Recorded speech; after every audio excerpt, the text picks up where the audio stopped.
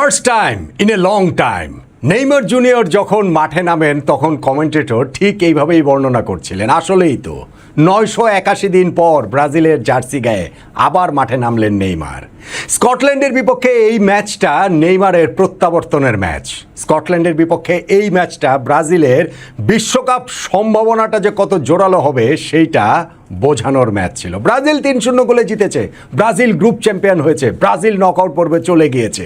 কিন্তু নেইমারের প্রত্যাবর্তনটা সব কিছু ছাপিয়ে আমার কাছে মনে হয় ব্রাজিলিয়ানদের জন্য সবচেয়ে স্বস্তির ব্যাপার, সবচেয়ে আনন্দের ব্যাপার। এমনকি টানা 3 ম্যাচ যে ভিনিসিয়াস জুনিয়র গোল করলেন, হ্যাটট্রিকটা পেতে পেতেও যে পাননি, 2টো গোল করেছেন, সেইটাকে ছাপিয়েও নেইমারের এই ফেরাটা ব্রাজিলের জন্য অনেক অনেক অনেক বেশি আনন্দের। না নেইমার গোল পাননি, না নেইমার কোনো অ্যাসিস্টও পাননি, না নেইমার কোনো ম্যাজিক্যাল মোমেন্টও ক্রিয়েট করতে পারেননি, কিন্তু মাঠে যে ছিলেন 15 মিনিটের সঙ্গে এক্সট্রা টাইম মিলিয়ে আরও 5-6 মিনিট, এই যে 20-22 মিনিট যে নেইমার মাঠে ছিলেন, এইটাই ব্রাজিলের জন্য অনেক বড় একটা আশা। এইবারের বিশ্বকাপ ব্রাজিল জিততে পারবে কিনা, ব্রাজিল হেক্সা মিশনটা কমপ্লিট করতে পারবে কিনা, সেই জন্য এই নেইমারের দিকে ব্রাজিল তাকিয়ে থাকবে সবচেয়ে বেশি করে।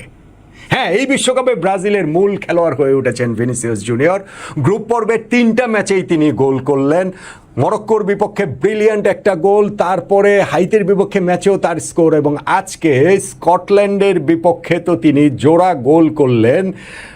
ব্রাজিলিয়ান হিসাবে, 5ম ব্রাজিলিয়ান হিসাবে টানা 3টা বিশ্বকাপ ম্যাচে এই গোলের কীর্তি। 1970 বিশ্বকাপে জায়ারজিনহো তিনি এরকম করেছিলেন, 1994 বিশ্বকাপে রোমারিও করেছিলেন, 2002 বিশ্বকাপে রিভালদো এবং রোনালদো করেছিলেন টানা 3 ম্যাচে গোল। এবং যে 3 বিশ্বকাপের কথা বললাম, 1970, 1994, 2002, 3বারই কিন্তু বিশ্বকাপ জিতেছিল ব্রাজিল। ভিনিসিয়াস জুনিয়র হ্যাট্রিকটা পাননি, যদি সেটা পেতেন তাহলে ব্রাজিলিয়ানদের একটা বিরাট অপেক্ষার সমাপ্তি ঘটত। 1958 বিশ্বকাপের সেমিফাইনালে পেলে, ওরেই সম্রাট রাজা, তিনি যে হ্যাট্রিক করেছিলেন, তারপর কোনো ব্রাজিলিয়ান ওয়ার্ল্ড কাপে হ্যাট্রিক করতে পারেননি। ফিনির সামনে আজকে সেই সুযোগটা ছিল, সুযোগটা কাজে লাগাতে তিনি পারেননি। বেশ কিছু সুযোগ পেয়েছিলেন অবশ্য, তবে যেই 2টা গোল দিয়েছেন সেইটা কিন্তু ব্রাজিলের কিংবদন্তি সব নাম্বার 9 যাদের কথা আমি বললাম তাদের কথা মনে করিয়ে দেয়। ব্রাজিল ম্যাচের শুরুতে এগিয়ে গিয়েছে 7ম মিনিটে, এবং সেই গোলটা করে যিনি এই ম্যাচে খেলছেন রাফিনিয়ার জায়গায়। রাফিনিয়া ইঞ্জুরি কারণে ছিটকে গেছেন, রাউন্ড অফ 16 এর আগে খেলতে পারবেন না। ওয়ার্ল্ড কাপে আদৌ খেলতে পারেন কিনা কে জানে, কিন্তু আজকের ম্যাচটাতে রায়ান দেখিয়েছেন যে 30 বছর বয়সে বিশ্বকাপের মতো মঞ্চে এসে কিভাবে স্টেপ আপ করা যায়, কিভাবে রাফিনিয়ার মতো ফুটবলারের জুতোতে পা গলানো যায়, এবং খুব ভালো একটা ম্যাচ তিনিও খেলেছেন। এবং 7 মিনিটের কথা বলছিলাম যে স্কটল্যান্ড ডিফেন্ডারের কাছ থেকে বলটা স্ন্যাচ করে নিয়ে তিনি ভিনিসিয়াস জুনিয়রকে বলটা বাড়িয়েছিলেন, এবং বাকি কাজটা অ্যাপারেন্টলি খুব সহজ মনে হয়েছে। অত সহজ তো আসলে ছিল না। কম্পোজারটা দেখেছেন ভিনিসিয়াস, এবং তিনি ওই স্কটল্যান্ড কিপারকে বিট করে শুরুতেই ব্রাজিলকে এগিয়ে নিয়েছেন। আরেকটা গোল পেয়ে গিয়েছিলেন, গোল হয়েও গিয়েছিল, সেলিব্রেশনও করে ফেলেছিলেন, কিন্তু সেইখানটাতে ভিআর বাদশাদে ভিআর রায় দেয় যে ওই গোলটা করার সময় স্কটল্যান্ড ডিফেন্ডারকে ফাউল করেছিলেন ভিনিসিয়াস জুনিয়র। তবে সেই ফার্স্ট হাফ শেষ হওয়ার আগেই দ্বিতীয় গোলটাও তিনি আসলে পেয়ে গেলেন, এবং সেইটাও আসলে আরও একটা নাম্বার 9-এর গোল। রাইট সাইড থেকে যে ক্রসটা হয়েছিল সেইখানটাতে গায়ে লাগা থাকা ডিফেন্ডারকে ছিটকে ফেলে পেছনে একটু জায়গা করে নিয়ে একেবারে টিপিক্যাল নাম্বার 9-এর মতো তিনি ফাঁকা পোস্টে বলটা জালে জড়িয়ে দিলেন। এই যে স্পেসটা ক্রিয়েট করে নিয়েছেন, ওইটাই আসলে এই গোলটার সবচেয়ে বড় মাধুর্য বলে আমার কাছে মনে হয়। হ্যাঁ, সেকেন্ড হাফের শুরুতে ভিনিসিয়াস আরেকটা চান্স পেয়ে গিয়েছিলেন, একটু পায়ের টোকাতে গোলকিপারকে বিট করতে চেয়েছিলেন স্কটল্যান্ড গোলকিপার, সেইটা তিনি পারেন নাই। তবে ব্রাজিল থার্ড গোলটা পেয়ে যায় যখন ম্যাথিয়াস কুনিয়া এই ম্যাচটাতে টানা দ্বিতীয় ম্যাচে, আগের ম্যাচেও তিনি 2 গোল করেছিলেন, এই ম্যাচেও তিনি গোলটা করলেন, এবং সেই জায়গাটাতে আসলে ব্রুনো গিমেরেসের রোলটা খুবই গুরুত্বপূর্ণ ছিল। তিনি ওই যে স্কটল্যান্ড ডিফেন্সের ওই মাঝখানের জটলার মধ্যে থেকে বলটা যেভাবে ক্লোজ কন্ট্রোলে রেখে রাইট সাইডে বলটা বাড়িয়েছেন, বাকি কাজটুকু ম্যাথিয়াস কুনিয়া করে দিয়েছেন। কিন্তু এই সব কিছু ছাপিয়ে গেছে নেইমারের প্রত্যাবর্তন, ওইটার জন্য সবার অপেক্ষা ছিল। কত দিন পর আবার নেইমারকে ব্রাজিলের জার্সি গায়ে মাঠে দেখা যাবে, কতদিন পর, সেই যে 2023 সালের 17ই অক্টোবর উরুগুয়ের বিপক্ষে বিশ্বকাপ বাছাই পর্বের ম্যাচ খেলতে গিয়ে ইনজুরিতে পড়লেন, এসিএল ইনজুরি হলো তার। এরপর থেকে তো নেইমার নিজেকে হারিয়ে খুঁজছেন, বিশ্বকাপটা খেলতে পারবেন কোনো নিশ্চয়তা ছিল না। ফাইনালি যখন বিশ্বকাপ দলে চান্স পেলেন তিনি, তাকে কার্লো অ্যানচেলোত্তি রাখলেন, প্রথম 2টা ম্যাচ ইনজুরির কারণে খেলতে পারেননি। প্রায় 5 সপ্তাহ পরে মাঠে নেমেছেন 76 মিনিটে, এবং আমি বলছিলাম ম্যাজিক্যাল মোমেন্ট হয়তো ক্রিয়েট হয়নি, কিন্তু ওই কয়েকটা মোমেন্টের কথা একটু ভেবে দেখুন তো।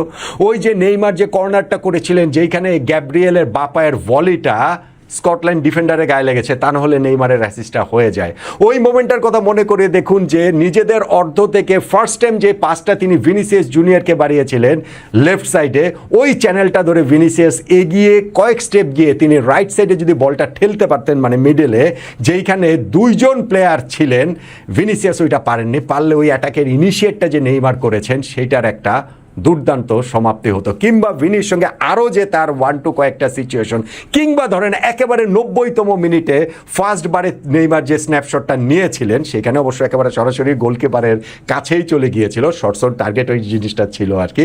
সো নেইমার এই ম্যাচটাতে গোল পান নাই, ঠিক আছে, অ্যাসিস্টও করে নাই, ঠিক আছে, ম্যাজিক্যাল মোমেন্টও ক্রিয়েট করে নাই, ঠিক আছে, কিন্তু নাম্বার 10-এ ব্রাজিলের এই নেইমারকে লাগবেই লাগবে যদি তাদের বিশ্বকাপ জিততে হয়। আর লাগবে ব্রাজিলের ডিফেন্সকে, যেই ডিফেন্সও আজকে কোনো গোল খায়নি, এবং এই ক্লিন শিটটাও টানা 2য় ম্যাচে যে ব্রাজিলের ক্লিন শিট, সেইটা তাদেরকে কনফিডেন্স দেবে। আজকের ম্যাচটাতেও কিন্তু গোলকিপার অ্যালিসন বেশ কিছু খুব ভালো সেভ করেছেন। ব্রাজিলকে যদি বহুদূর যেতে হয় তাহলে এই যে টানা 2 ম্যাচে ক্লিন শিট, সেইটাও অনেক অনেক অনেক বেশি আত্মবিশ্বাস দেবে। ব্রাজিল গ্রুপ পর্বে 3 ম্যাচের মধ্যে প্রথমটা মরক্কোর সঙ্গে ড্র করেছিল, তারপর টানা 2টা জয়। মরক্কো প্রথম ম্যাচে ড্র করেছিল ব্রাজিলের সঙ্গে, তারপরে 2টা জিতেছে। আজকেও একই সময় শুরু হওয়া ম্যাচটাতে হাইতির বিপক্ষে তারা 4-2 গোলে জিতেছে।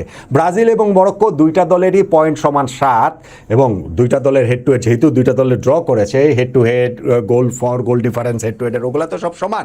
গোল ডিফারেন্সের জায়গাটায় ব্রাজিল এগিয়ে গেছে +6, এবং মরক্কো হচ্ছে গিয়ে +3, যেই কারণে ব্রাজিল গ্রুপ চ্যাম্পিয়ন হয়েছে।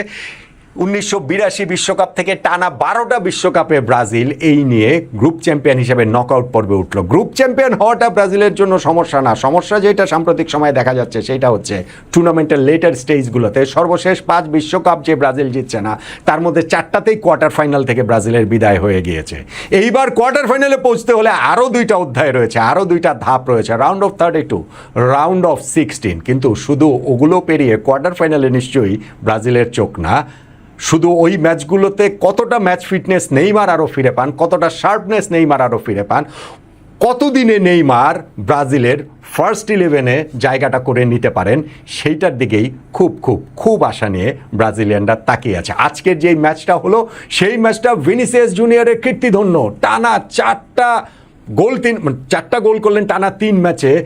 বললাম ব্রাজিলিয়ান কিংবদন্তিদের পাশে তিনি দাঁড়িয়েছেন, কিন্তু এই ম্যাচটা ওই ভিনিসিয়াসের কীর্তি ছাপিয়ে আমার কাছে, সবার কাছেই, নিঃসন্দেহে সকল ফুটবল প্রেমীদের কাছেই নেইমারের প্রত্যাবর্তনের match, first time in a long time. আশা করা যায় সামনের ম্যাচগুলোতে নেইমারের রূপে আরও আরও আরও বেশি করে পাওয়া যাবে। তখন ওই ব্রাজিলকে রোখা সব প্রতিপক্ষের জন্যই ভীষণ ভীষণ ভীষণ কঠিন কি হয়ে উঠবে না?